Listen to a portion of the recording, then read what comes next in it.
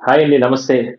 ప్రధానంగా మంచు మోహన్ బాబుకి సంబంధించి గత కొద్ది రోజుల నుంచి పెద్ద ఎత్తున ఆయన వాళ్ళ ఇంటి వద్ద ఆస్తి గొడవలకు సంబంధించి రకరకాల ఇష్యూలు నడుస్తున్నాయి.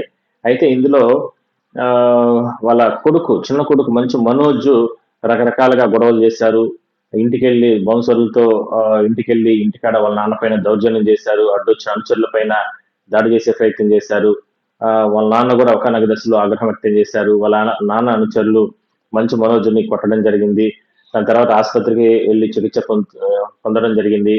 దాని తర్వాత ఇద్దరు కూడా పోయి కంప్లెయింట్స్ ఇచ్చుకున్నారు పోలీస్ స్టేషన్‌లో. ఒకానొక దశలో ఆ గొడవలు కాస్త శృతి మించి మీడియా ప్రతినిధుల పైన కూడా దాడులు చేసే స్థాయికి మోహన్ బాబు రావడం జరిగింది. ఒక టీవీ9 ప్రతినిధిని కొట్టాడు. ఆ సందర్భంగా కూడా వాళ్ళు ఇప్పటికి కూడా చికిత్స పొందుతున్నారు. అయితే పోలీసులు ఆ తర్వాత ఆ యాక్షన్ ప్లాన్ మొదలు పెట్టడం జరిగింది. ఇద్దరిని కూడా మంచు విష్ణుని, మంచు మనోజ్‌ని కౌన్సెలింగ్ ఇచ్చారు. ఎట్టి పరిస్థితుల్లో లా అండ్ ఆర్డర్ సమస్య సృష్టిస్తే మాత్రం కఠిన చర్యలు తీసుకుంటానంటూ కూడా ఆయన చెప్పడం జరిగింది.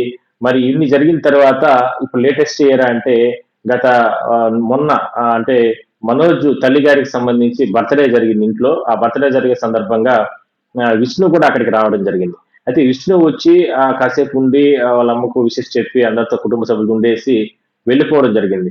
వెళ్ళిన తర్వాత ఆ సందర్భంలో ఒకసారి కరెంట్ పోవడం, దాని తర్వాత చాలా సేపు కరెంట్ రాకుండా పోతే, సరే ఏదో కరెంట్ జనరేటర్ ఆన్ చేద్దామని వెళ్తే జనరేటర్‌లో అప్పటికే పెట్రోల్‌తో పాటు దాంతో కలిపినటువంటి ఆహ్, ఆహ్, చక్కెర కూడా దాంట్లో మిక్స్ చేసి వేసినట్లు గుర్తించడం జరిగింది. అయితే అందరూ వాళ్ళ వాళ్ళ పాటికి వాళ్ళు వెళ్ళిపోయారు.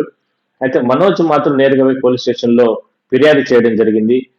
తమ తల్లిని, తమ కుటుంబ సభ్యులంతా కూడా అంతం చేయడానికి కొంతమంది ప్లాన్ చేశారు. విష్ణు ఓలో సోదరుడు ఇంటికొచ్చిన సందర్భంలోనే వెళ్ళే సమయంలోనే కరెంట్ పోయింది.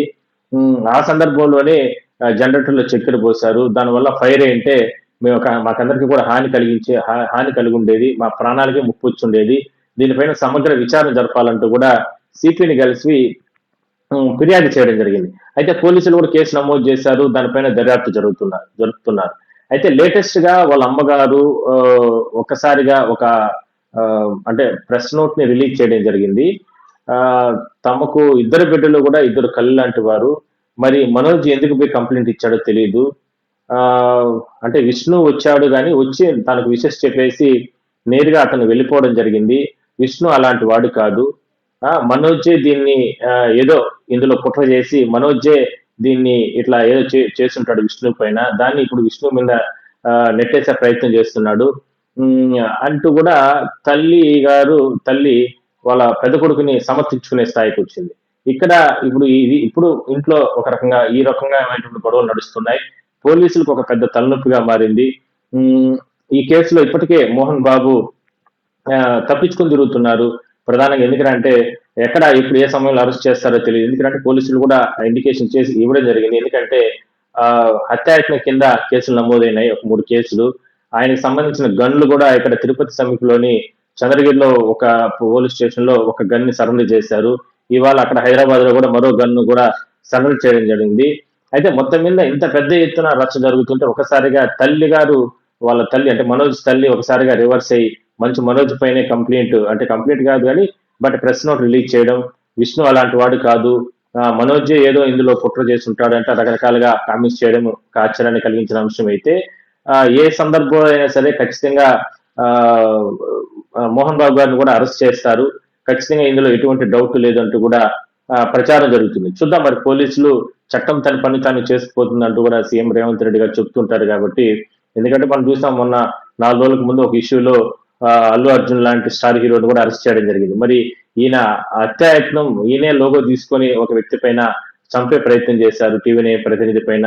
మరి ఆ సంస్థ ఇచ్చిన ఫిర్యాదు ప్రకారం ఆయన పైన హత్యాయత్నం కింద కేసులు నమోదయ్యాయి. అందులో భాగంగానే 2 గన్‌లను కూడా హ్యాండ్ ఓవర్ చేసుకోవడం జరిగింది.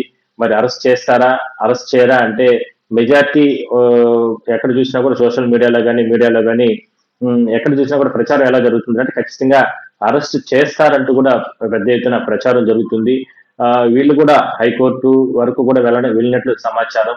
న్యాయస్థానాలు కూడా ఆశ్రయించి ముందుగానే అరెస్టు లేకుండా అంటే ఆశ్రయించడం తెలుస్తుంది. కోర్టు కూడా ఇప్పటి వరకు కూడా ఎటువంటి గైడెన్స్ ఇవ్వలేదు. చూద్దాం మరి ఏం చర్యలు తీసుకుంటారు.